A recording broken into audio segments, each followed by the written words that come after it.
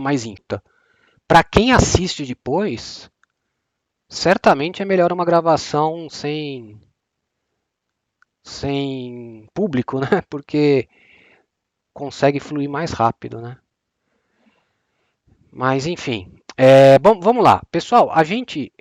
Esse negócio de funções de duas variáveis, a gente vai ver também de três variáveis, mas isso pode ser generalizado para n variáveis. Vai ser o assunto chave do curso, do cálculo 2 todo e também do cálculo 3. Tá? E também do cálculo 3. No cálculo 2 a gente vê derivada dessas coisas, de várias variáveis, e no cálculo 3 vocês vão ver as integrais dessas coisas de várias variáveis. Certo? Então, ó, a gente vai trabalhar até o final do curso com funções de um domínio contido. Vamos começar com R2, mas mais para frente vai ter R3 também, três variáveis, tá? Mas a gente vai começar com R2 para não chocar tanto, para dar para se acostumar. Então você tem uma função de um certo domínio D contido no R2 chegando em R, tá? O contradomínio continua sendo um número só. Então você tem um par ordenado do domínio aqui. Sim, também. A gente não vai chegar a ver isso, a gente vai chegar o caso mais geral. É que tem certas propriedades, isso aí que você falou, né? A gente vai ver em geral. Então, vai estar duas variáveis num certo domínio D, chegando num certo Z, que é um número real, que a gente chama de f de xy. Mesma coisa, isso é qualquer função, tá? Esse Z tem que ser único para cada xy, porque é função, certo? Função não tem dois Zs. Então, para cada xy, você vai ter um único z que você chama de f de xy, certo? Então, está aqui um esqueminha. Finge que esse meu domínio é esse d aqui, duas variáveis xy. A função vai pegar e vai levar aqui num z, que aqui é uma reta, r, f de xy, certo? Então, isso é uma função de duas variáveis a valores reais, seria o nome completo, né? Valores reais porque toma um valor real. Então, vamos ver alguns exemplos. Ó. Primeiro, f de xy igual a y dividido por x menos 1. Desculpa, gente, x menos y, tá? Poderia ser menos 1. Agora, olha só. Isso é uma função de duas variáveis. Por quê? Porque o domínio é um subconjunto do R2, depois a gente discute o domínio, mas é um subconjunto do R2, e para cada xy vai ter um único z que você calcula aqui, certo? Tem apenas um z. Sei lá, se você pegar 1, 5, você vai jogar 5 aqui, 1 aqui, fazer a conta, vai te dar um único valor. Isso é importante, é função. Então, isso é uma função de duas variáveis. Agora, vamos tentar determinar o domínio. Quando o cara não escreve o domínio, subentende-se que é o maior domínio possível, ou seja, as curvas eram ao contrário, você lembra? As curvas saía de R, que eu chamei de T, e chegava no R2. Né? Esse é o contrário. Ele vai sair de um subconjunto do R2 e vai chegar no R. As curvas eram de 1 para 2. Essa é de 2 para 1. Certo? Então, olha só. A única restrição para se fazer conta é o denominador que não pode zerar. Certo? Esse denominador zera quando? Quando x é igual a y. Então, o domínio fica sendo o conjunto dos xy do R2 tais que o x é diferente de y, certo? Não pode ser igual. Isso dá o quê? X igual a y seria uma reta. A reta x igual a y, né? Bissetriz, quadrantes ímpares. Então, seria todo R2 menos a reta x igual a y. Tudo bem, gente? Então, você representa o domínio assim. Você põe normalmente pontilhado o que não faz parte do domínio, né? Certo? Então, isso aí é uma função de duas variáveis neste domínio D aqui. Certo? Tranquilo, né? Não é muito difícil. Vamos complicar? Acho que nem tanto, né?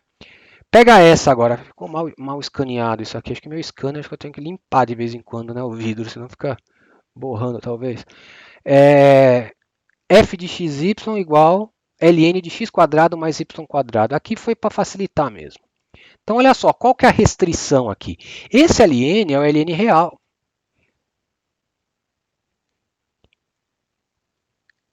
Sim, depende do livro, usa uma anotação. Eu gosto dos 2 pontos. Sim, mas pode pôr essa barra assim. Dá na mesma, tá? Vamos lá. Esse ln é o ln que vocês conhecem, tá? O ln do cálculo 1 mesmo. Então você tem ln de um número, porque x quadrado, quando você substituir o x e o y, vai dar um número. Então você calcula o ln desse número que vai dar essa conta aqui. Certo? Então, para o ln que a gente conhece, o que está dentro do ln. Sim, depois a gente vai vendo isso, tá? Vamos aos poucos. É bem complicado fazer desenho.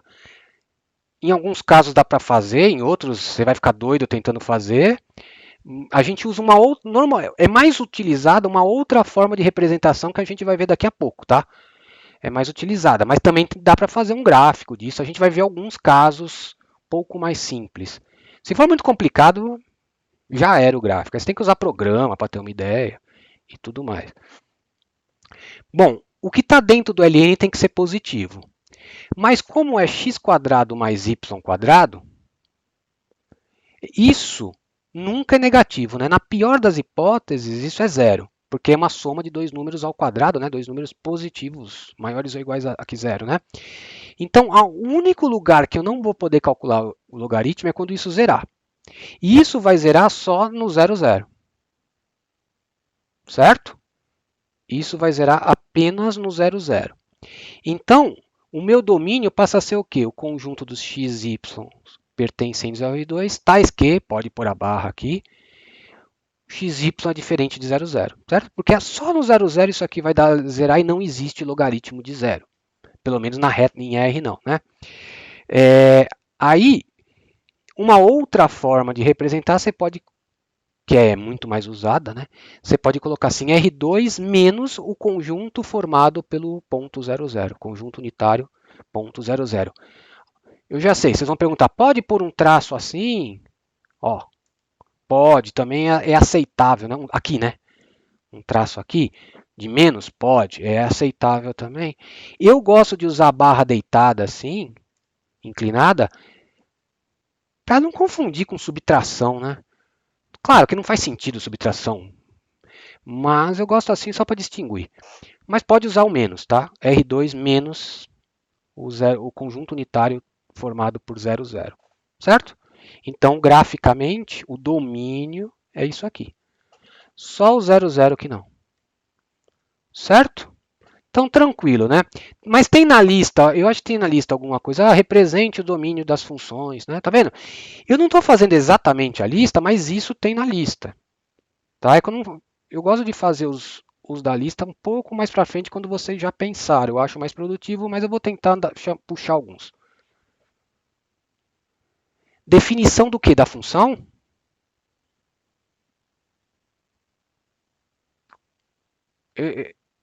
Só. Tá aqui. É isso aqui. Para a gente, uma função de duas variáveis vai ser isso. Na verdade, uma relação, né? Que você vai pegar um par ordenado xy de um subconjunto do R2 para todo mundo. Isso aí é geral de função, né? Para todo mundo desse D, ou seja, né, para todo par xy de D, essa função associa um único valor z real, que a gente chama de f de xy. Então, para cada ponto aqui, xy, você vai levar num z, que é o f de xy. Único. Único. Isso é definição de função. Fica unicamente determinado pelo par xy. E todo par do domínio tem que ser levado em alguém. Certo? Essa é a definição de função de duas variáveis. Que nada mais é que a definição de qualquer função, mas nesse contexto de duas variáveis aqui e uma ali. E aí, no de baixo, eu fiquei calculando como o cara não explicitou o domínio, a gente sempre subentende que é o maior conjunto que você pode calcular a função. Então a gente ficou determinando, né? Aqui eu só não posso calcular quando de baixo zero, que é quando x é diferente de y. Né? Só aqui que eu não posso. Só quando x é igual a y eu não posso calcular. Então o domínio acaba sendo todo mundo que x é diferente de y. E aqui também, só no 0, 0 eu não posso calcular o logaritmo, porque é zero. Então o domínio é todo mundo menos o 0, 0. Certo? Agora, respondendo à pergunta do Gabriel, você também tem o gráfico, imagina, sem problemas. Você também tem o gráfico de funções. Algebricamente, é igualzinho o que se define para o gráfico. Sim, sim. É que eu não desenhei ainda. Eu só estava preocupado, não estava preocupado ainda com a representação gráfica. Eu estava apenas vendo a regra. A imagem vai ficar no eixo Z, exatamente. Seria um eixo a mais. Que já vai chegar aqui. Vai chegar daqui a pouco. Então, ó, você lembra do cálculo 1? Claro, né? Que nunca terminava. O gráfico, você tem y e x. O gráfico era algo assim. Era o conjunto dos pontos em que y era f de x, né? Esse y não estava no gráfico, porque não é f de x. É só os y que são f de x. Isso é gráfico. Isso é de qualquer função. Então, como é que você adapta essa ideia de gráfico para o nosso caso? Agora, o meu domínio tem duas variáveis. Então, é o conjunto dos caras do R3, porque duas variáveis do domínio e uma do contradomínio, o Z. Então, é o conjunto dos x, y, z do R3, tais que, claro, o x, y tem que estar no domínio, senão você não calcula a função. Você não pode calcular uma função fora do domínio, certo? Então, o x, y está no domínio e o z é exatamente o f de x. Percebe? É a mesma coisa aqui. Só vai mudar que o z vai ser o f de x, y. Certo? Mas é a mesma ideia. Outro modo de você escrever é esse, tá? As duas notações são perfeitas. Você já coloca o z igual a f de x aqui, ó. Então fica o conjunto dos x, y, f de x, tais que o x vai variando no domínio. Então, conforme você varia xy no domínio, você vai ter um f de x correspondente único e vai lá formar seu gráfico. Só que vai dar uma coisa tridimensional, porque você está no R3. Certo? Vamos ver então um exemplo de gráfico conhecido. Depois a gente vai vendo menos conhecidos, digamos assim. Acho que só vou falar. Opa, já estraguei a surpresa. Espero que vocês não tenham visto. Quem viu não conta. Ó, vamos pegar aqui f de x. Eu já peguei um bem simples, porque é difícil desenhar um gráfico de três variáveis. Depois eu vou fazer algumas técnicas, que você tem uma ideia de como seja, assim. É meio que você usa um pouco do bom senso. Provar, assim, igual no cálculo 1, que a gente derivava, achava intervalo de crescimento, decrescimento, isso aí é impossível. Eu achava legal. No cálculo 1, eu acho a parte mais legal essa parte de gráfico, né? Porque você faz um gráfico de umas funções que você nunca imagina que ia conseguir fazer, né? Sim, às vezes você erra um sinalzinho da derivada, as coisas não encaixam e... Sim, sim, esses conceitos de sobrejetora é a mesma coisa, tá? Isso é em geral para função. Tudo que existe para função você pode aplicar nisso. Tá? Isso é um conceito geral de qualquer função. Sim, curva também é função. Isso é conceito geral de função. Eu acho engraçado não, eu acho trágico, na verdade, né? O conceito de função é o conceito mais importante da matemática. Toda a área da matemática trata de função, toda. Álgebra, geometria, análise, equações diferenciais, tudo mexe com função. Em álgebra, conceitos importantes são definidos com função. Então, se existe uma função que faz isso, o grupo é não sei o que, por exemplo. coisas algébricas, tudo é função, tudo em matemática. E é justamente o conceito que é menos trabalhado, eu acho, no ensino médio. Foi lá no primeiro ano, rapidinho, fala de injetora, sobre ejetora, depois já vi umas funções lá. E é o mais importante da matemática. Tinha que reformular muito, viu? Eu acho que o ensino médio. Vocês vão ver, vocês estão vendo em álgebra linear função. Vocês não estão vendo, vão ver função linear, né, transformações lineares, que são funções. Aqui a gente vai ver função o tempo todo. Pois é, então. E é o mais importante, garanto. Matrizes você vai usar, tá? Mas na álgebra linear um pouquinho vai usar. Agora a função você vai usar em todo lugar. Bom, vamos lá, gente. Temos que sobreviver. F de xy igual a 1 menos x menos y. Aqui o domínio eu posso tomar como R2 todo, certo? Porque eu não tenho restrição nenhuma para fazer essa conta de x e y, certo? Então, sei lá, você pode colocar qualquer valor de x e y aqui e funciona. Você faz a conta, tá? Vamos tentar estabelecer como é o gráfico. Então, antes de eu virar, que eu já vou resolver, o gráfico é o conjunto dos pontos x, y, z, tais que o z é o f de xy, certo? Então vamos lá. Então, eu estou escrevendo formalmente, tá?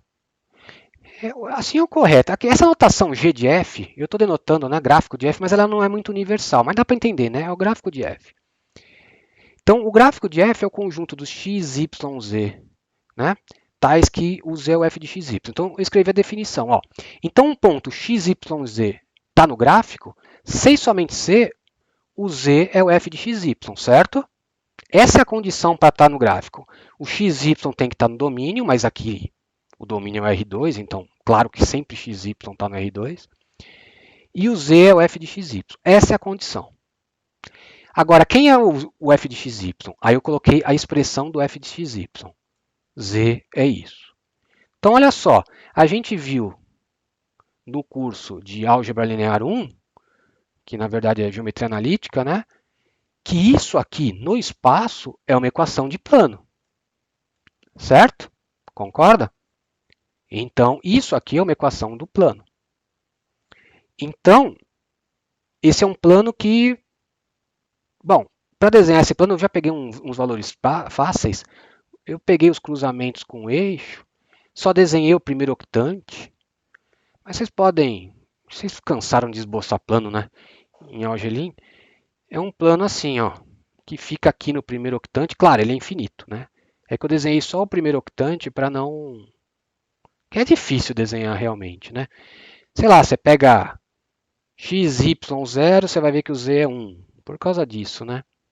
E aí, por aí vai. Então, vai ficar um ponto sempre nos uns aqui, né? Certo? Então, o gráfico dessa função aqui é um plano. É bem parecido com o que acontece no cálculo 1 com as retas, né? Você tem a função f de x igual a 2x. Você troca o f de x por y, você vê que é uma equação de reta. É que às vezes as pessoas confundem a função com o gráfico, né? A função é a regra. O gráfico é justamente esse conjunto de pontos que você desenha, né? A rigor são coisas distintas. Claro, estão muito ligadas, mas são coisas distintas. Então isso aqui é uma equação de plano, então o gráfico é um plano. Certo? Eu enrolei um pouquinho para vocês perguntarem, ninguém perguntou, então vamos seguir para o próximo. Ah, não é o próximo. Eu vou fazer mais gráficos. Eu ia mostrar, mas eu não ousei desenhar. Ele está aqui, ó. Eu vou usar um programa para fazer depois. Eu não consigo desenhar isso.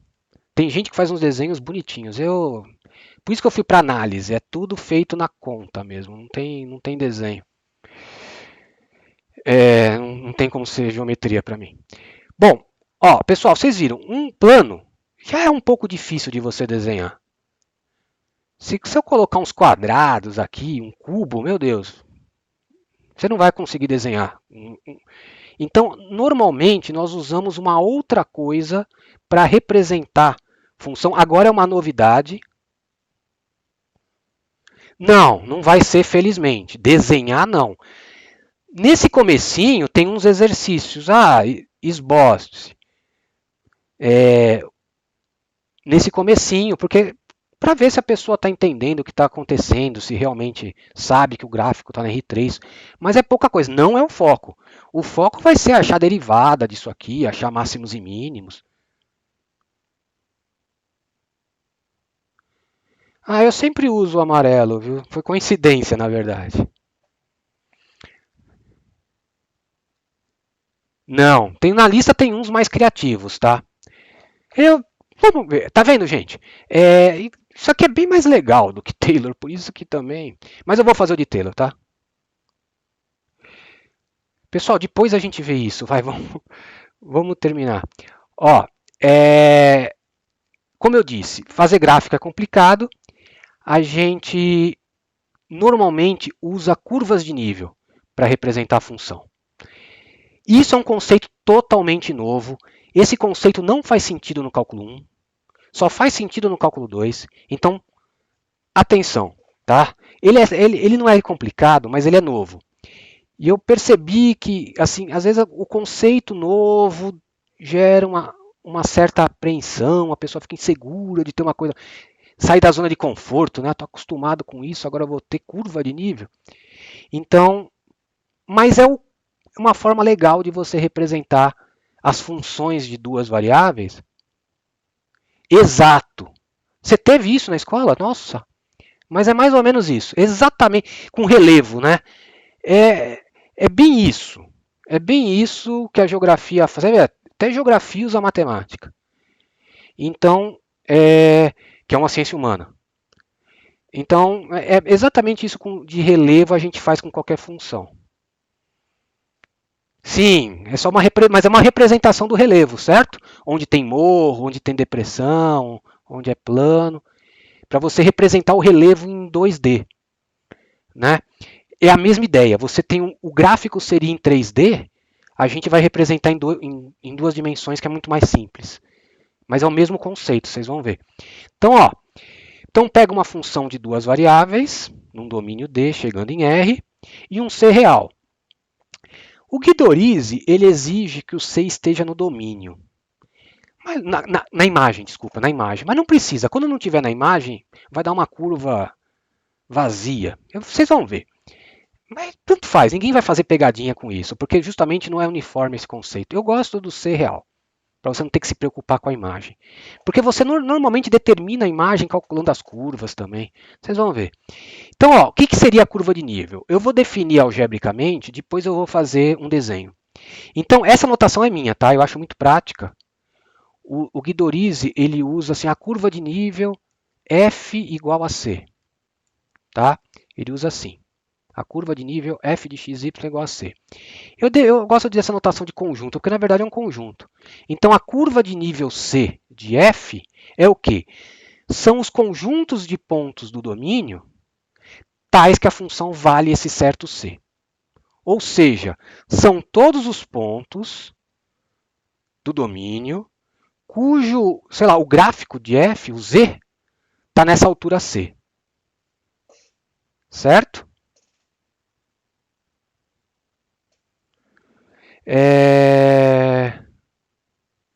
Tudo bem, gente? Então calma aí, é como se você fizesse isso. Tá? Olha só, eu quero saber quem é a curva de nível C. É como se você cortasse o teu gráfico com o plano Z igual a C. Corta. Faz a intersecção do teu gráfico com esse plano Z igual a C. Todos esses pontos da intersecção significa que eles têm Z igual a C. Estão nessa altura. Z igual a C. Então, a curva de nível são os caras do domínio que são levados nesse corte aqui em cima, ou seja, onde a função vale C. Então, ó, importante, as pessoas confundem a curva de nível desenhando em cima. Não, a curva de nível está embaixo. São os pontos do domínio. É um subconjunto do R2. Justamente para você poder representar no plano, não aqui em cima. É todo mundo aqui do domínio que vai aqui em cima, tá? Mas é como se você pegasse esse corte e pum, deitasse aqui para baixo. Exato. É o que falamos juntos. É isso. É a projeção do corte. Certo? Mas é importante guardar isso, é do domínio. É justamente para você não ter que representar. Se não, eu pego um outro C, tá aqui. Aí eu estou representando em níveis diferentes, eu vou ter um outro desenho 3D. Não quero ter 3D, eu quero representar no plano, que é mais fácil.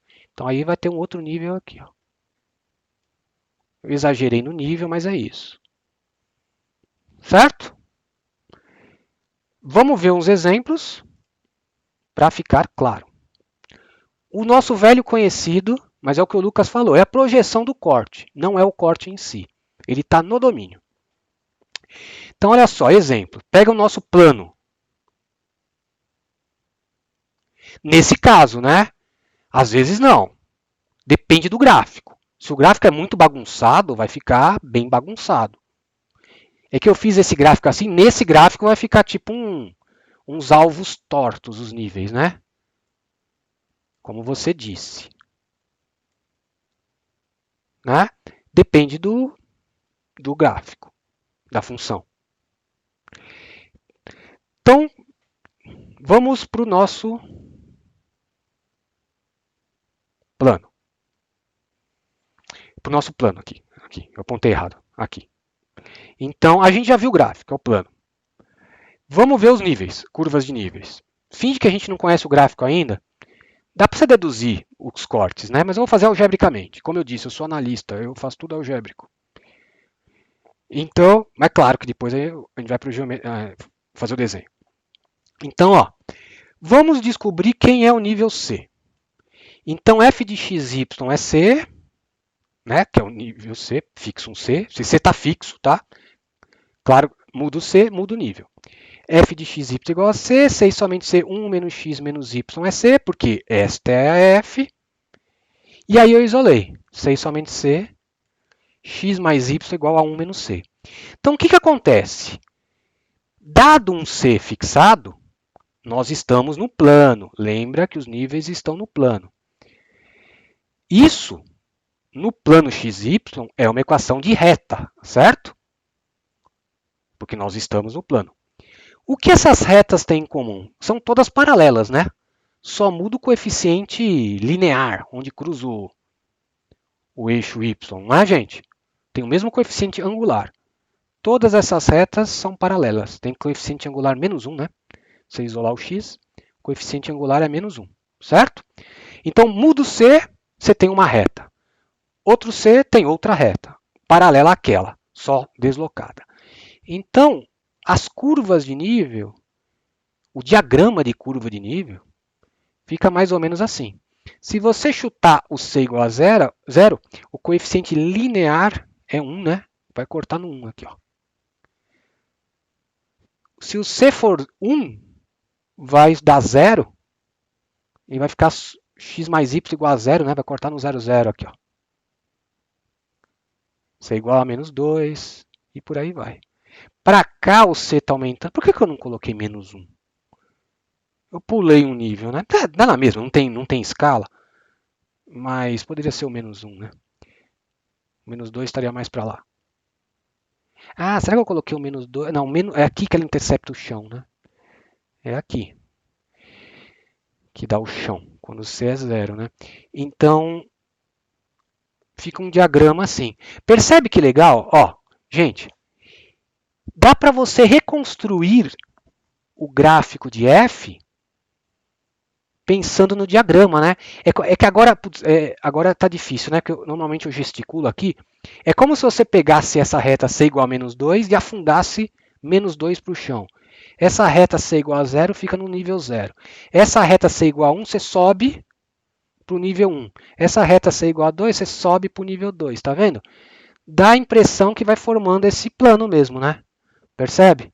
Eu estou gesticulando aqui, mas vocês não estão vendo. Fica uma rampinha aqui. Que é exatamente o plano que estava aqui, ó. Ah, mas o plano está rodado. Está rodado porque a gente representa o XY assim. E aqui o XY a gente está representando assim. Mas se você rodar para aquele jeito, dá exatamente o plano. Percebe, gente? Dá para reconstruir o plano através das curvas de nível, e vice-versa, né? Mas é uma forma bem mais tranquila de você representar a função. Você sabe que aqui vale menos 2, você sabe que aqui ela vale 0, você sabe que aqui ela vale 1, você sabe que aqui ela vale 2 e por aí vai. Certo? Vamos ver mais um? F de xy igual x2 mais y2. Tá. Eu vi a parte que você falou, tipo, você sabe que aqui vale 2, aqui vale 0. Tipo, Porque é a definição. como você sabe disso? É a definição. A curva de nível C é onde Entendi. a Tá, função vale C. É o conjunto, isso certo? aqui. Então, tipo, C é meio que o valor da Sim. função sempre. O nível C vai dar é o conjunto de pontos onde a função vale C. Aqui, ó. É o conjunto dos pontos. Tá vendo aqui, ó? Conjunto dos pontos onde a função vale C.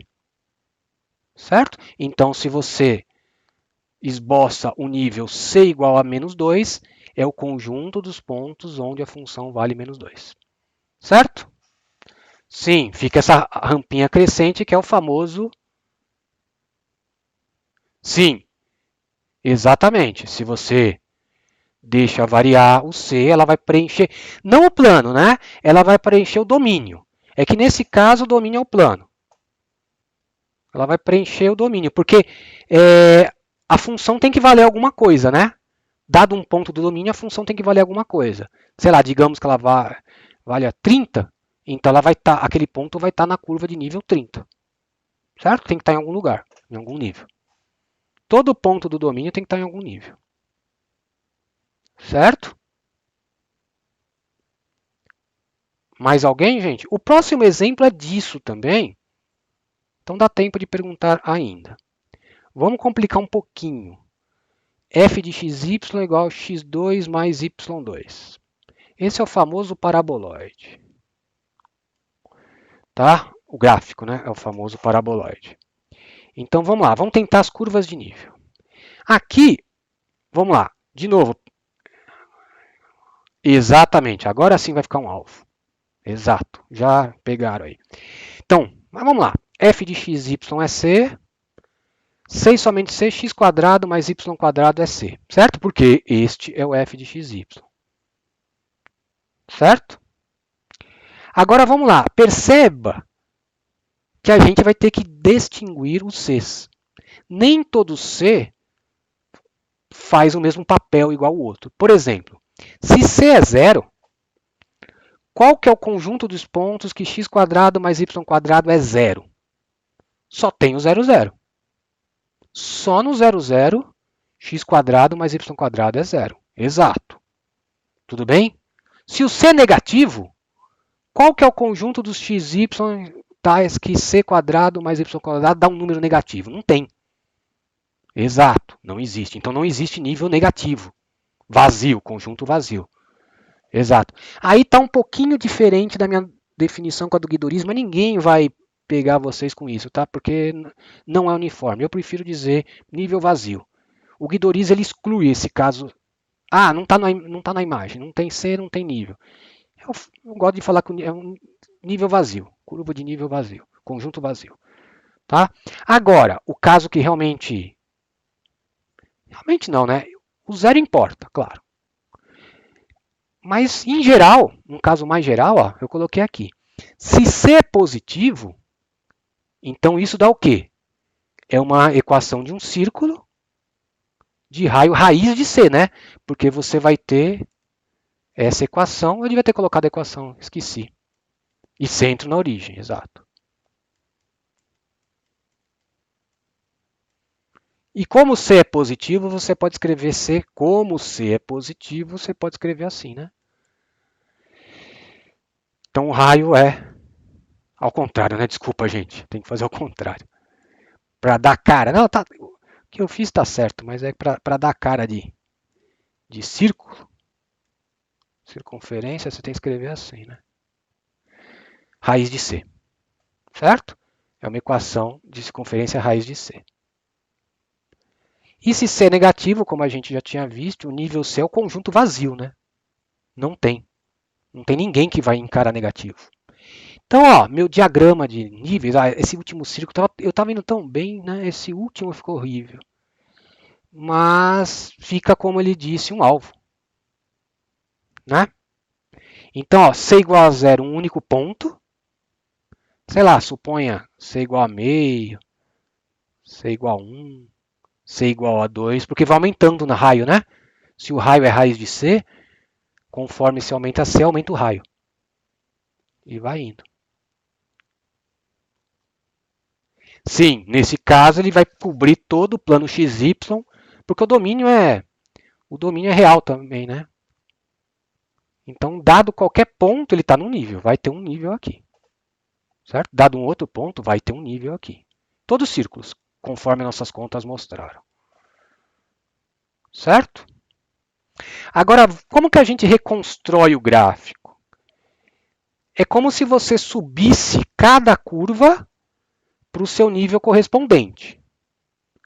Mas tá, pode ser que fique tipo um cone.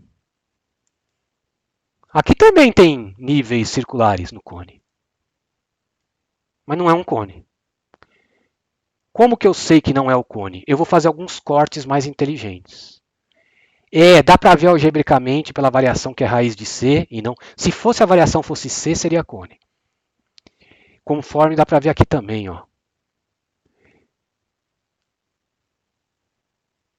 O raio é raiz de C. Mas olha o que eu fiz, ó, para tentar enxergar como variam esses níveis. Se você fixar, ó, essa técnica é bem usada para você tentar ter uma ideia de como é o gráfico. Se você fixa o z igual a zero, fixa o z igual a zero. O que significa fixar o z igual a zero?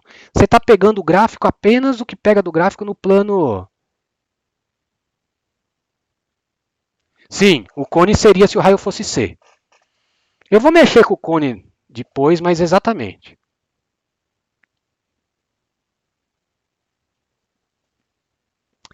Daria para fixar o x qualquer, mas eu fixei o x. Na verdade, eu fixei o x igual a zero. Calma aí, bugou aonde? Calma que eu não expliquei ainda.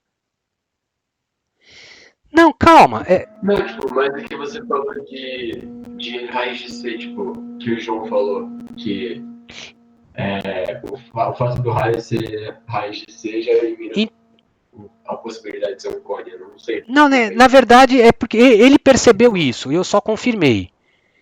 Eu vou mostrar agora por que elimina o cone e fica uma variação ao quadrado. É porque ele deve ter percebido, ele deve ter feito a conta e viu que a variação de z com y é da ordem linear. Então fica uma reta pelo nível, né? Mas na verdade eu não falei ainda, eu só confirmei. Ele confirmou, ele falou e está certo o que ele falou. Agora que eu vou ver por que não dá um cone, dá o tal do paraboloide, tá? Então, olha só. Agora acho que vai ficar claro que não é o cone. Se você fixar o x igual a zero, tá? O que é fixar o x igual a zero? Faz o x igual a zero aqui. Na verdade, você está pegando todos os pontos do gráfico que tem x igual a zero. Tá? Você pega todos os pontos do gráfico que tem x igual a zero, ou seja, é o corte com o plano YZ. Como você fixou x igual a zero, você vai ter essa equação. Certo? Então, o z no plano x igual a zero, é que às vezes eu demoro para falar porque eu estou olhando o chat também, tá? No plano x igual a zero, você tem essa y é x quadrado. Então, no plano x igual a zero, você tem essa parábola. Certo? No plano x igual a zero. Se você pensa no plano z igual a zero, mesma coisa. Você vai ter a mesma variação. Desculpa, y igual a zero, você vai ter z igual a x quadrado. Certo? Então, isso vai vir para cá. Também tem uma parábola para cá. Certo? Então, ó, isso já descartou o cone, né? Porque o cone, o corte, devia ser reta. O corte devia ser reta. Então, os cortes aqui nesses dois planos formam uma parábola. E aí, para ligar essas parábolas, a gente viu que são círculos que ficam aqui. Então, isso fica... então, só que a gente não usa uma linguagem de curva de nível, tá? Curva de nível é para o Z. Porque é nível mesmo, né? É a função, é a altura da função. O nome mais apropriado é um corte. É um corte com esse plano ou z igual a zero ou y igual a zero. Tá? Mas é a mesma ideia. Então percebe? Aí dá para ver melhor que essa variação da altura do círculo está variando com o quadrado, né? Então fica uma coisa meio redondinha. E não um cone, que seria reto, né?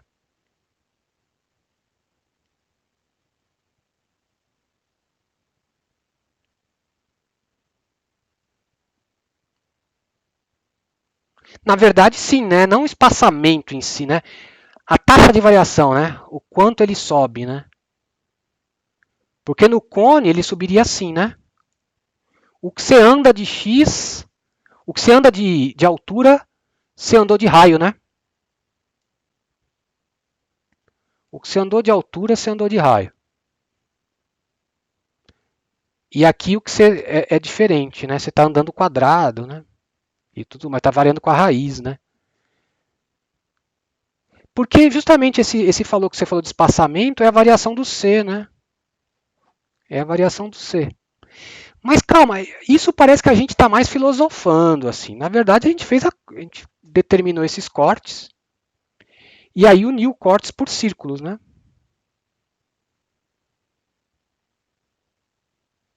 É uma variação linear, né? É linear. Nesse caso do cone bem retinho aqui, é a mesma proporção aqui e aqui, né? Vai seguir daqui para cá, né? Tudo para cá. Semelhança, né? Exato. Certo, gente? O cone, se vocês quiserem ver, você teria que ter algo assim, ó. Z igual raiz x2 mais y2. Quem quiser tentar esboçar os níveis, você vai ver que é círculo. Porém, quando você fizer esse corte que no meu deu parábola, quando você fizer y igual a zero, você vai ter raiz de x quadrado, que você sabe que raiz de x quadrado é módulo de x. Então esse corte ó, deu a reta módulo. Por isso que ficou reto. Percebe a diferença? É legal, né? Então, claro que muda. Que é justamente como varia o C, né? Tá? Ninguém pediu calma. Vamos seguir para o próximo. O próximo é legal. O próximo, ele é assim. É um... Se você não tomar cuidado... É bem legal esse assunto. Se você não toma cuidado, você vai chegar num absurdo. E aí, muita gente chega nesse absurdo em prova e não percebe, porque não tomou o cuidado devido. Vamos fazer com todo cuidado esse aqui. Parece simples, mas vocês vão ver que aparece uma coisa bem legal. Primeira coisa, f de xy é y igual, desculpa, igual não, y sobre x menos 1. Tá?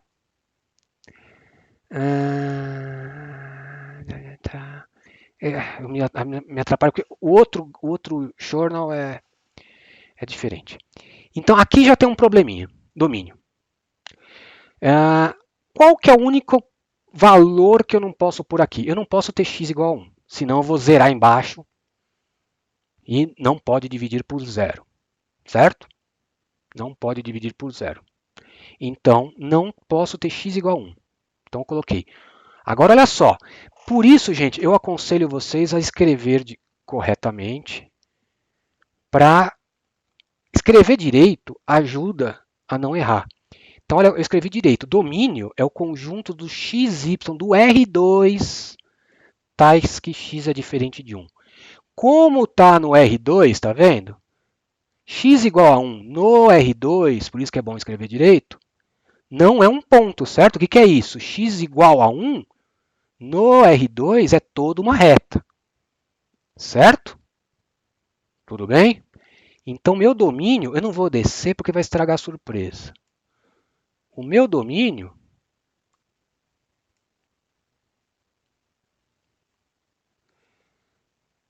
calma aí, gente. Não, no plano é uma hipérbole. E, ó, calma aí. O que no plano? O nível?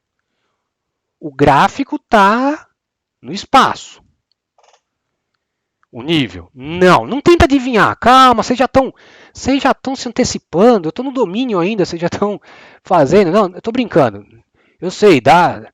Vocês querem tentar resolver. Eu sei, mas calma, estamos no domínio ainda. Vamos primeiro no domínio, gente. O domínio, ó, porque isso, pessoal, isso é importante, ó. Vocês não dão valor para o domínio, mas aí que acontecem as bizarrices.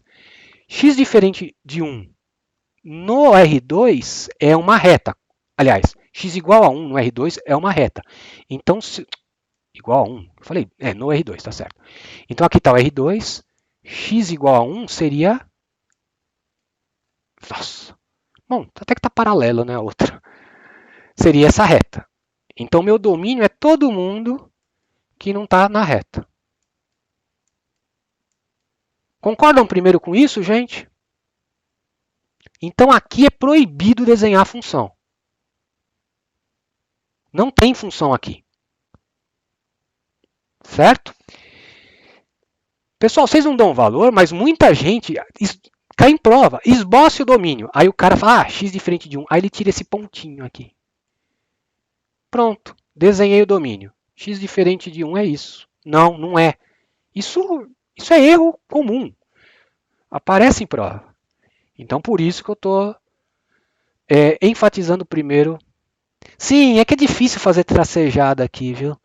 Deve ter até um pincel tracejado aqui, mas a reta seria tracejada. Certo? Posso fazer a tipo assim, ó. Pronto. Não, beleza, foi rápido. Certo? Então, não pode desenhar a função aqui, está proibido. Agora vamos ver o que são os níveis. Agora sim que vocês falaram hipérboles, vamos ver. Então, ó, eu vou escrever direito. F de xy é C, C e somente C, isso é C. Travou aqui. Porque isso é a F. Agora, olha só, eu vou passar para lá, certo? Não é isso que vocês estão pensando em passar para lá.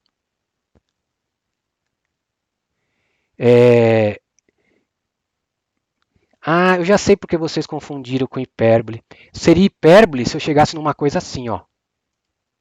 São retas, exato. Mas pessoal que achou que fosse hipérbole, já sei o que confundiu. Seria hipérbole se fosse assim. Nossa, que bagunça tá a minha anotação. Y igual a C, x menos 1. Se você chegasse nisso, né? Aí são hipérboles. Mas não, o cara está aqui. Vou apagar porque está muito contaminado isso aqui.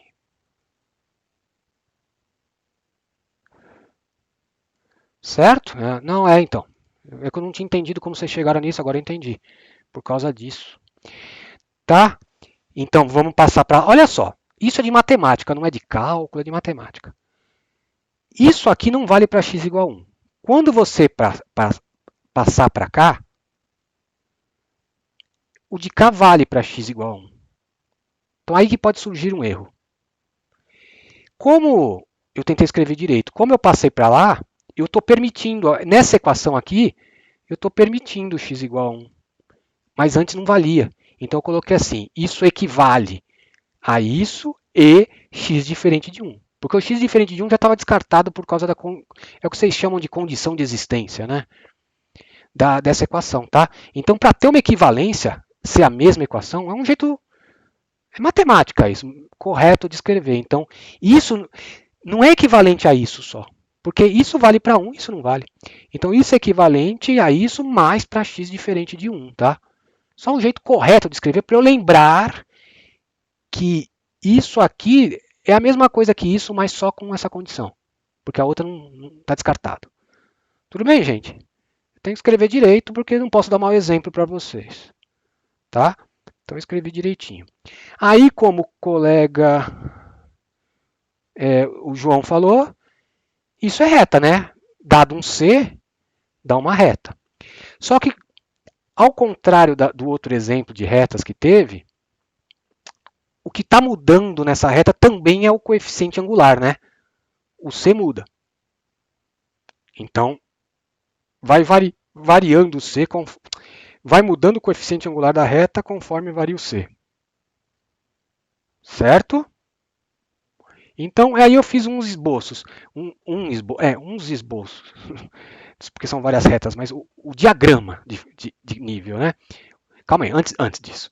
O que você percebe? Que todas essas retas teriam um ponto em comum. Ah, vamos para cá, vai, é mais fácil explicar com.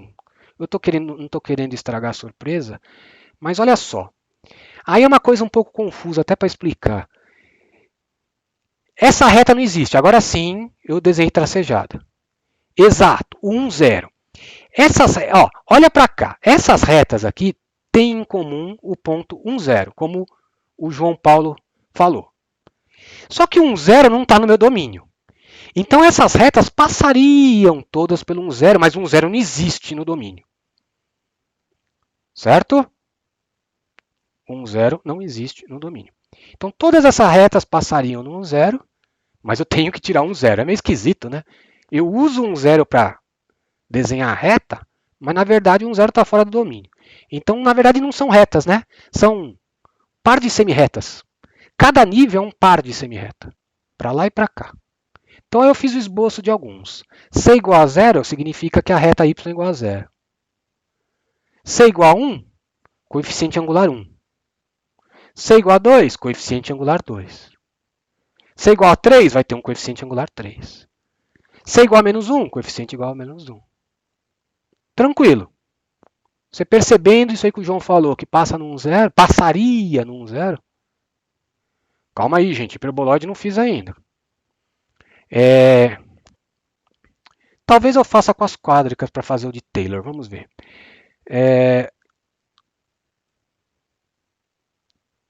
Você tira esse ponto, né? É que eu queria discutir isso aqui mais um pouco. Porque se você substitui x igual a 1, em todas, independente do valor de c, substitui x igual a 1, você tem y igual a 0. Certo? Que acho que foi o que o João fez, certo, João? Concordam? Só que, na verdade, ele existe nessa equação. Mas eu tenho que tirar. É engraçado isso, né? Eu usei o ponto 1, 0, porque essa equação vale 1, 0. Eu usei ele 1, 0. Para desenhar só. Mas, na verdade, eu tenho que tirar 1, 0, né? Certo? Dá para ter uma ideia. Exato, independente do valor C, vai zerar o y igual a 0. Tudo bem, Gabriel? Então, é isso. Pessoal, dá para ter uma ideia do gráfico? É que aqui eu não posso gesticular, eu não sei fazer essas coisas bonitinhas de me mostrar e mostrar o PDF. Aliás, a câmera desse está quebrada até. Fica tipo aquelas estáticas de televisor antigo. Uma hélice, uma coisa assim. Ó, imagina assim, ó.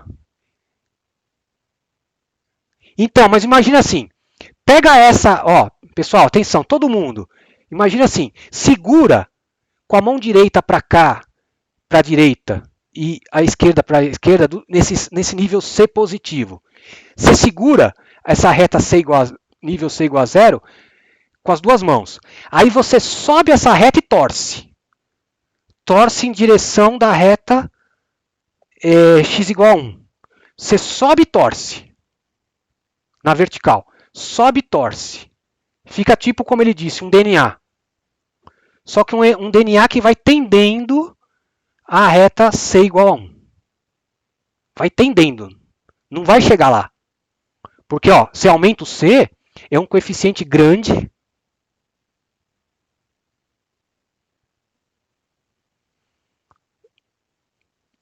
Ó, pessoal, calma aí. Depois eu falo do programa, talvez eu abra aqui. É, antes, o negócio de torcer. Esse não é, ó, eu acho que a raiz é que ainda vocês não acostumaram com a ideia dos níveis, o que é normal porque acabamos de ver hoje. O que é C igual a 1? É o conjunto onde a função vale 1. Certo? O que é o nível 2? É onde a função vale 2. Não é isso? Isso é o que tem que ficar de hoje. É o mais importante de hoje. C igual a 1 é onde a função vale 1. C igual a 2 é onde a função vale 2. Então, imagina assim, você tem o C igual a 0. Aqui a função vale 0. Está no chão. Esse C igual a 1, você sobe uma casa na direção de Z e torce, né, para ficar no C igual a 1. Coloca no nível 1. Pega a reta C igual a 2 e sobe 2 níveis. Pega a reta C igual a 3, que eu não desenhei, mas é um pouco maior do coeficiente do que C igual a 2, e sobe no nível 3. Percebe? Então é como se você pegasse essa reta C igual a 0, conforme ela vai girando, ela vai subindo o mesmo nível, a mesma altura do nível.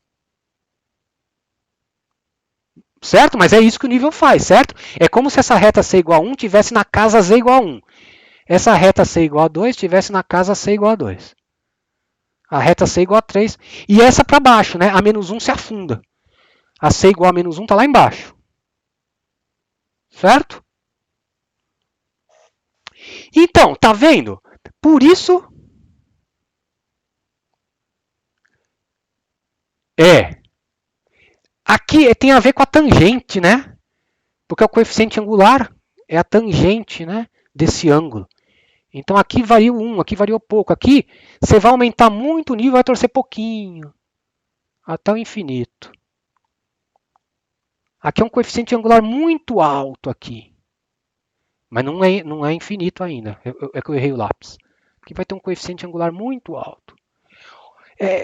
Imagine isso, você sobe 1 esse nível, sobe 2 esse nível, você reconstrói o gráfico. Mas você percebe, é muito melhor você enxergar a função aqui, nesse nível. É que a gente não está acostumado, mas ó, aqui eu sei que a função vale 1. Ah, aqui eu sei que a função vale 2. Ah, aqui eu sei que a função vale menos 1.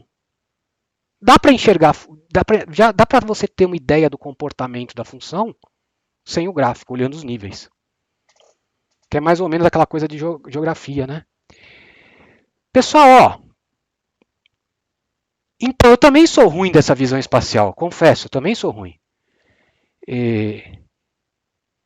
Eu me dá um trabalho, por isso que justamente eu sou analista, eu tenho uma certa dificuldade, mas imagine isso, você recompõe o nível, sobe 1 no C igual a 1, sobe 2 no C igual a 2, vai formar um DNA, né? Essa é até aquelas ligações do DNA, você pode imaginar, né? Ou uma escada caracol, exatamente. É bonitinho, né? Pessoal, pergunta importante.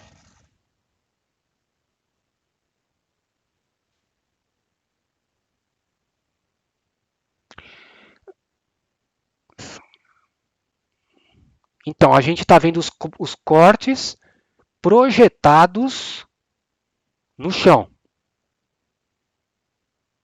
Por isso que são retas. Os cortes são retas lá em cima. Ó. Depois eu mudo. Não, é bom. Ó, os cortes. Imagina aqui. Aqui eu tenho nível C igual a 0. Aqui eu tenho nível, é que não dá para desenhar. C igual a 1 vai para bissetriz, vai para cá. Não, C igual a 0 é no X, né? Esse é o C igual a 1. C igual a 0 está aqui. Calma aí. Esse é o X, né? C igual a 0 está aqui. C igual a 1 está aqui. Imagina paralelo. C igual a 2 está aqui. É que eu vou voltar ao programa. Aqui estão os níveis que você vai recompor. Aqui em cima. Não, você torce porque ó, o nível 1 tá girado em relação ao C igual ao nível 0. Então imagina ele subindo uma casa. Imagina o Z saindo do papel. Sim, o nível é a coordenada do eixo Z. Então por isso que eu falei, imagina ele saindo do papel. O Z está saindo do papel, está vindo para a sua tela. O C é o coeficiente angular. Então, o C igual a 1, imagina um nível acima. O C igual a 2, imagina dois níveis acima. Dois níveis. O C igual a 3, três níveis acima. Então, é como se essa reta C igual a 0 subisse e fosse torcendo. Certo? Fosse subindo e torcendo. Ô, Oi. professor, você pode considerar isso uma função? Sim. Porque, tipo, função você teria que ter, tipo, para uma entrada ou uma saída, Sim. certo? Uma Esse saída tem. única. Qual que tem duas saídas? Esse tem, mas, tipo, o das de circunferência não tem duas saídas? Qual que você falou? Desculpa. Aquele que fazia uma. Não, tem uma só. O da circunferência É. tem uma só? Aqui só vale 1, aqui só vale 2, aqui só vale 0. Não tem, ó, pelo gráfico. Sim, mas, tipo, você pode voltar lá no da reta? Da reta, tá. Aqui. Rapidinho. É, esse. Mas, tipo, para todos esses pares ordenados, esses pares, tipo, do R2, tem que na reta ser igual a 1. Para todos esses pares, tipo, ele dá para o mesmo Z, certo? Sim. Sim. Isso pode? Eu acho que você está confundindo com função injetora. Ah, tá bom. Beleza. Função, para cada xy, no meu caso, né, nesse caso, para cada xy tem um único z. Então, esse ponto tem um único z. Qual que é? 1. Esse ponto tem um único z. Qual que é? 1. Esse ponto tem um único z. 1. Não importa que todos tenham 1. O que não pode é esse ponto ter 2. Certo? Eu acho que ela só não é injetora.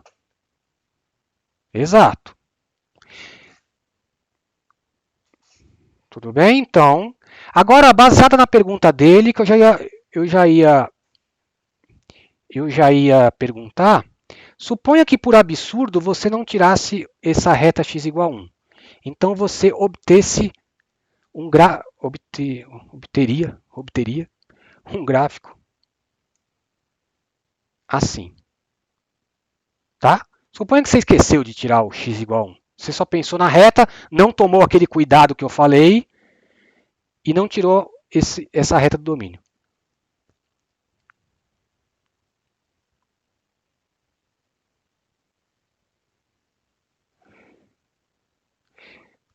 Calma aí, gente. Deixa eu só concluir isso aqui que eu estou falando que é importante.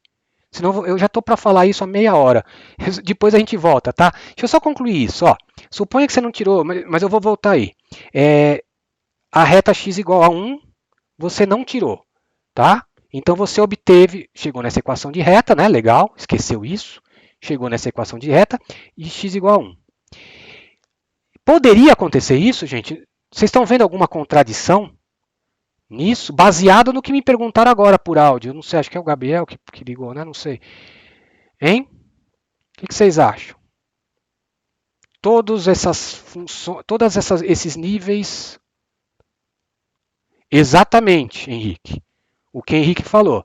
Se eu chegasse nisso, aí sim não ia ser função. Igual, certo? Mariana está correta. Percebe, gente? E o Henrique também. Aí é o que o Gabriel perguntou.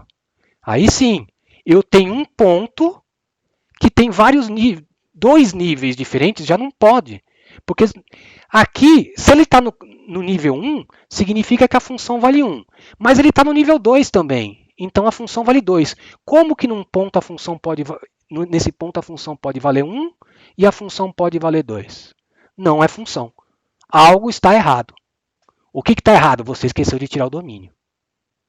Esse ponto está fora do domínio. Certo, gente? Isso é importantíssimo. Em outras palavras, duas curvas de níveis distintas, duas curvas de nível distintas não se interceptam. Por quê? Se duas curvas de nível distintos se interceptassem, ela teria dois valores para o mesmo, nesse ponto de intersecção, a função valeria duas coisas. Valeria o verde água e valeria o preto. Duas curvas de nível nunca podem se interceptar. Se intercepta, você fez alguma coisa errada. Nesse caso, é porque eu teria esquecido de tirar o domínio. Não, exatamente, não seria função. Não tem como você ter isso a partir de uma função. Você teria outra coisa. Você teria essa relação. Só que não é uma função. Não tem como acontecer isso com função. Partindo de função, não tem como acontecer isso desse ponto estar em várias. Nem duas, só pode estar em uma. Ó o círculo. Esses círculos eles não se interceptam. Não se interceptam. Se interceptaram, você fez alguma coisa errada. Tá?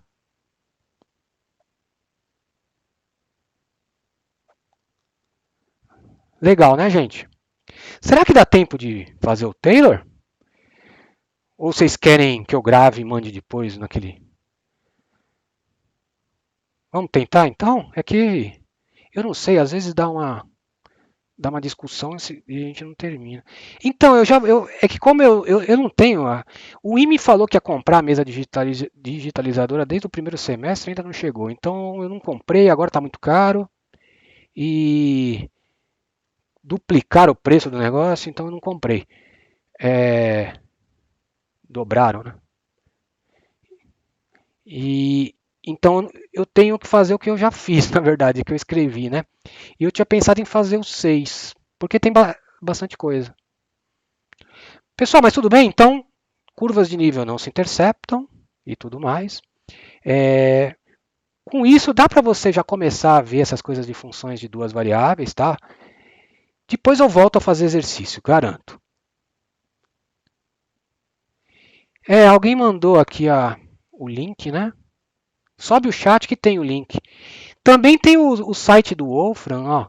Eu ia fazer a cela, mas depois eu volto para a cela, tá? Aqui esse computador é lento, acho que eu nem vou entrar no site, já que eu não vou fazer. Quando a gente for ver quádricas, eu faço a cela, tá? A batata chip, a Ruffles, né? Esse GeoGebra eu vou testar, eu não testei, eu costumo usar o Wolfram. Tá, então vamos fazer o Taylor, um de Taylor para dar uma ajuda. Que eu tinha programado, que era o 6. Pessoal, só vou tirar meu agasalho que eu tô com calor.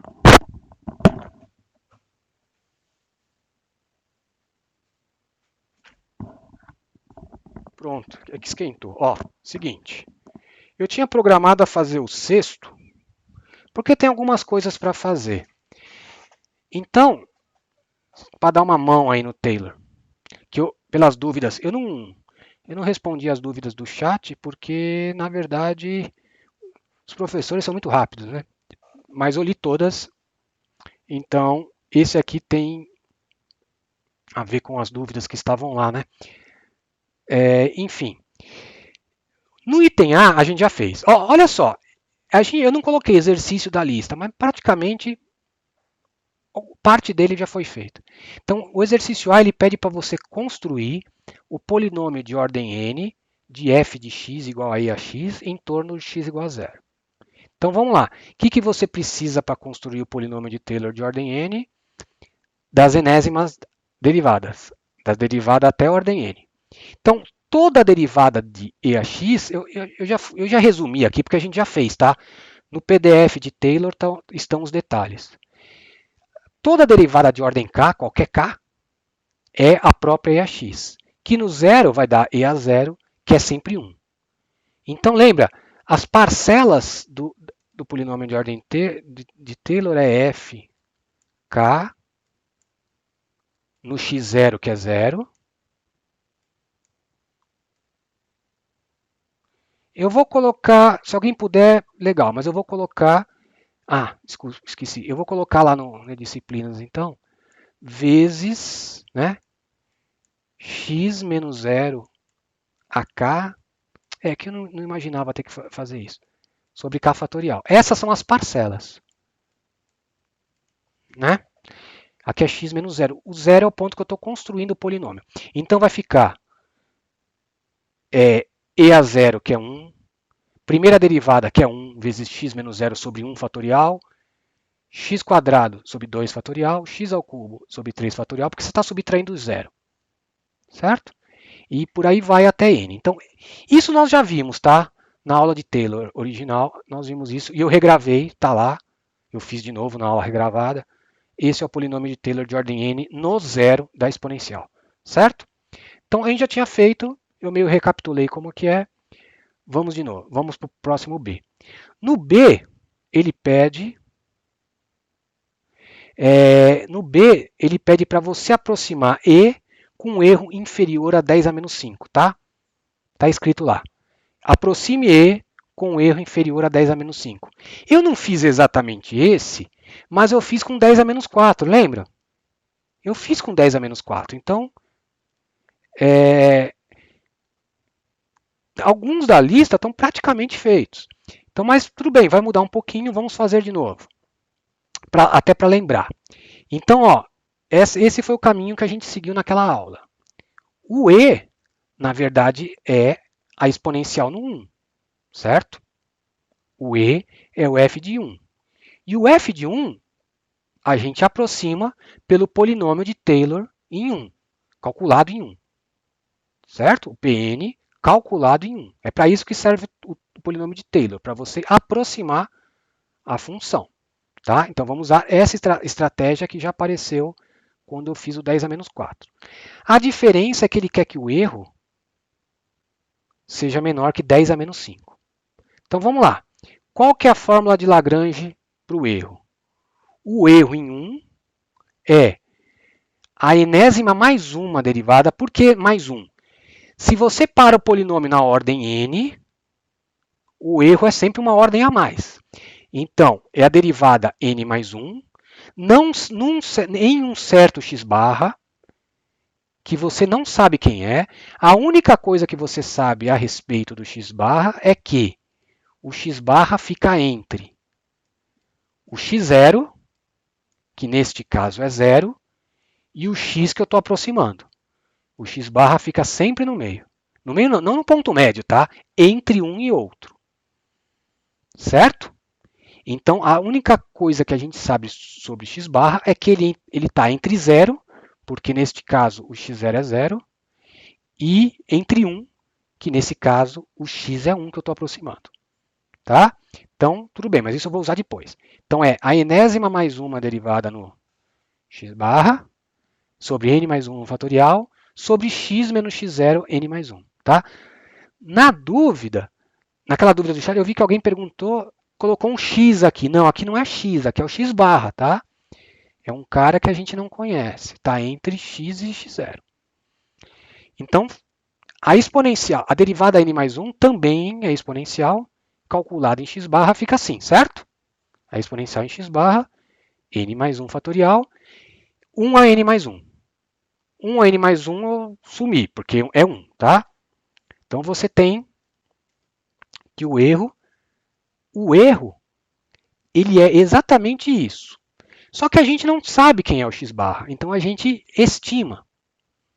A gente faz uma estimativa de quanto é esse erro máximo. Então, E a x barra certamente é menor que E a primeira. Por quê? Porque a exponencial é crescente.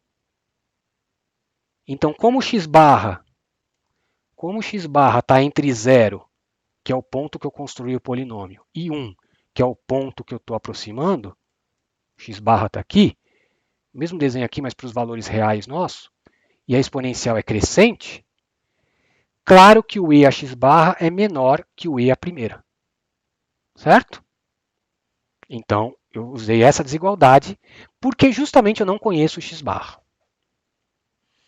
Agora, ficar trabalhando com E para fazer conta é difícil. Então, vou fazer uma outra estimativa para me livrar desse E e vou majorar por 3. Até na aula eu falei, poderia majorar por 2,8? Poderia, mas aí você ia ter que fazer conta com 2,8. Não é legal. Vamos majorar logo por 3. A pior coisa que vai acontecer é eu vou achar um N um pouquinho maior. Bom, mas paciência. O importante é achar algum n que faça isso ficar pequeno. Então, eu vou usar isso. O erro em 1 certamente é menor que 3 sobre n mais 1 fatorial. Então, dependendo do n, eu tenho um erro. Então, está na cara que quanto maior meu n, meu erro vai diminuir. Certo? Então, eu vou conseguir aproximar com um erro pequenininho. Está na cara por essa fórmula. Certo? Então, o que eu tenho que encontrar? Eu tenho que encontrar n tal que 3 sobre n mais 1 fatorial seja menor que 10 a menos 5, certo? Porque o erro é menor que isso. Se eu conseguir fazer isso ficar menor que 10 a menos 5, o erro também ficará porque ele é menor ainda. Aí passando para lá, multiplicando em cruz, você tem isso. Que é 300 mil. No meu 10 a menos 4 deu 30 mil, né? Esse aqui é 300 mil. Então eu quero que n mais 1. Opa.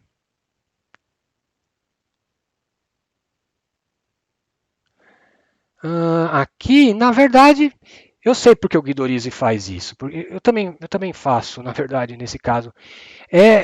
Se é menor ou igual, é menor. Né? Aliás, se é menor ou igual. Então, é meio que para não ter que se preocupar se é atingido ou não, ele coloca menor ou igual. Porque não tem importância. Né? Então, você poderia pôr menor ou igual. Não tem problema. Estaria certo do mesmo jeito. É que aqui claramente é menor.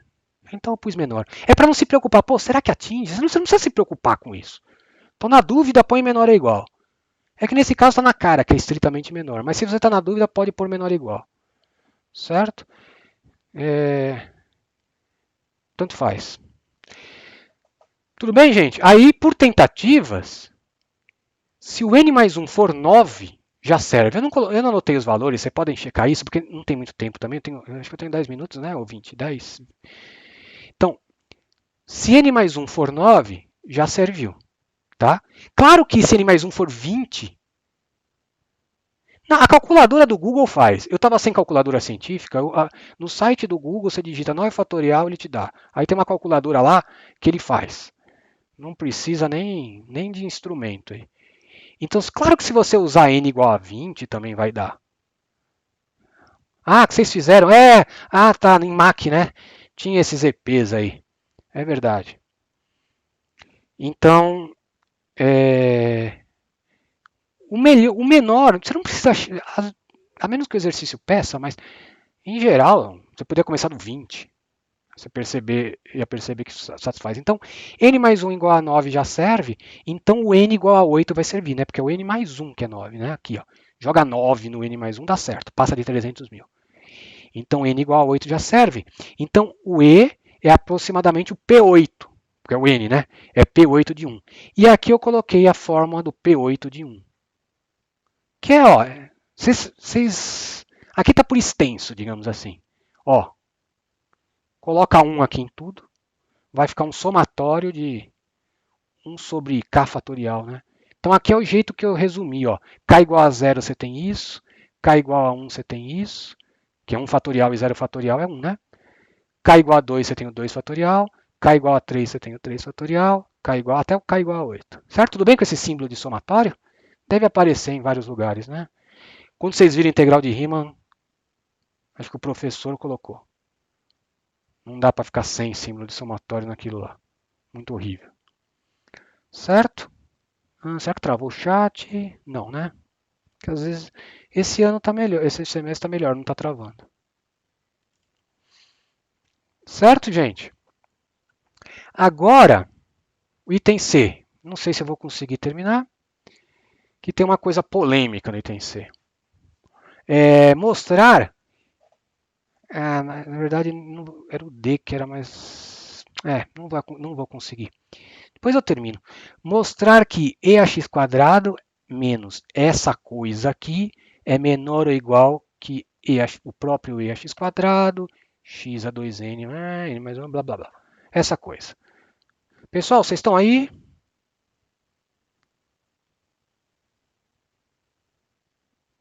Sim, tá, legal, obrigado. Vocês desistiram do Taylor, que ninguém tá perguntando? Bom, vamos lá.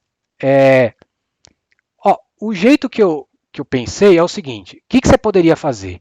Isso tem uma cara de erro de ordem n, não tem uma cara de erro?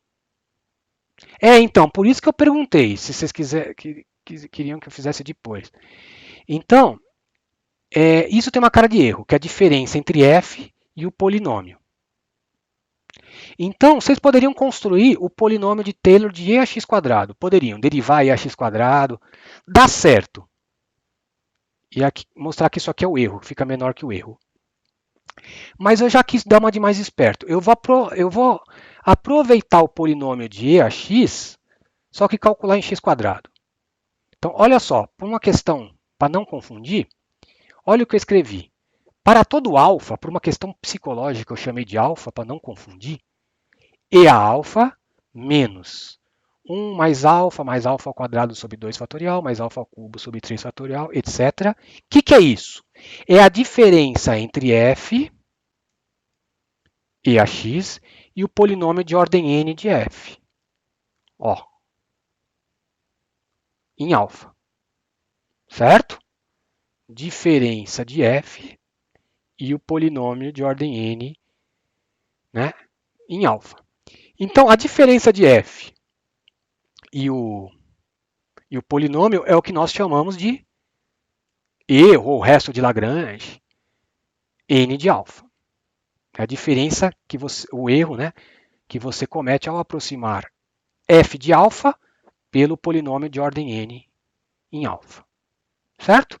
Que nós já vimos no item anterior, que é o quê? É a n mais 1 derivada, nesse x bar que nós não sabemos quem é, alfa menos 0 a n mais 1 sobre n mais 1 fatorial. Esse x barra está entre alfa e 0. Certo? Mesma coisa que a gente já fez aqui em cima.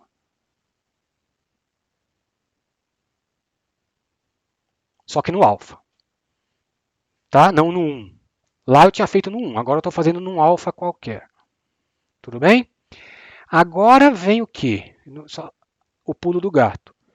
Isso vale para qualquer alfa, porque essa fórmula do polinômio a gente fez para qualquer x.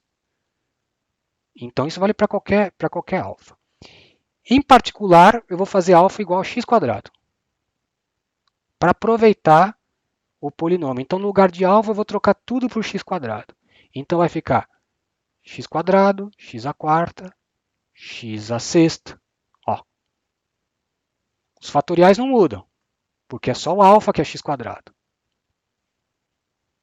Eu poderia fazer direto no x², mas eu preferi primeiro fazer em alfa, depois trocar. Tá? Achei mais compreensível.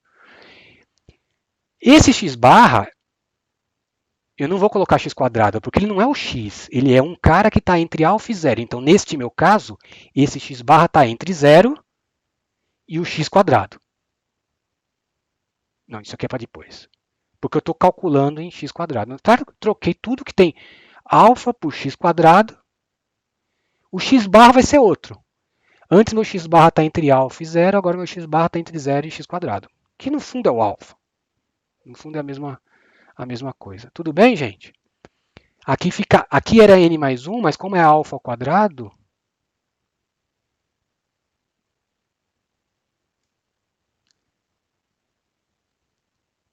então, é só você colocar x² aqui. Como aqui está x² ao quadrado, fica x². Você tentou para e a x²? É porque ele pede o e, né? A x² sozinho não vai te ajudar. Não, vai ficando um monte de termo, sim. Porque aí você vai derivar produto. Não é? Fica pior. Por isso que eu estou fazendo assim. Do outro jeito, você vai ter que derivar um produto. Quando você deriva a primeira, vai tombar um x. Aí você vai ter que derivar um produto. Vai ficar uma soma. Aí essa soma você vai derivar cadeia com produto. Não, fica pior mesmo. Era melhor aplicar em x². Dava para desconfiar, né? Porque o item A ele pede o polinômio de e a x, então provavelmente você ia aproveitar o A, que é o que eu estou fazendo. Então tá, aproveitei O x barra está entre 0 e x quadrado. Aqui, pessoal, é que eu estou um pouco atrasado, né? O x barra está entre 0 e x quadrado. Usando novamente que x quadrado, que é exponencial, é crescente, ó que bonitinho. A exponencial é assim. Então, esse x barra está entre 0 e x quadrado, que é um número positivo. Isso é importante, ó. X quadrado é um número positivo. Então, e a x barra, que está no meio, o e a x vai ser menor que e a x quadrado, certo, gente? E a x barra é menor que o e a x quadrado, porque a exponencial é crescente. Então, eu troquei e a x barra por e a x quadrado. Por quê? Porque é o que ele pedia para provar. Ele pedia para provar com e a x quadrado. E aí coloquei a justificativa, pois e a x barra é menor que e a x quadrado. Certo? Então provamos o que ele queria. Ah, ele colocou menor ou igual. Aí entra naquilo que perguntaram. Aí eu provei que é menor. Tudo bem, tá, é verdade o que ele falou. É que o meu igual, sabe o que acontece? Na verdade, ele vai ser igual quando o x for zero, né? Quando o x for zero, vai dar igualdade. Quando o x for positivo, vai ser esse menor. Né? Quando o x for zero, vai dar tudo zero. Aqui, zero, zero, vai zerar todo mundo e vai dar igualdade. Certo? Pode falar, João. Ou escrever.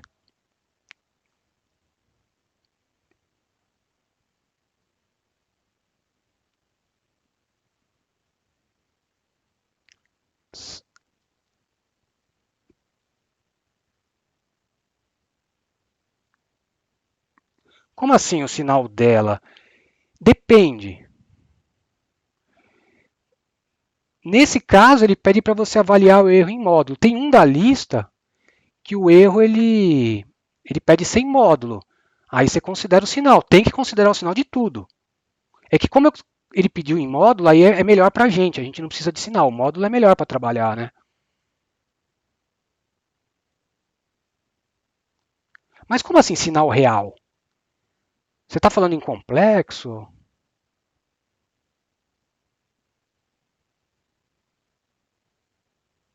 Você considera o sinal.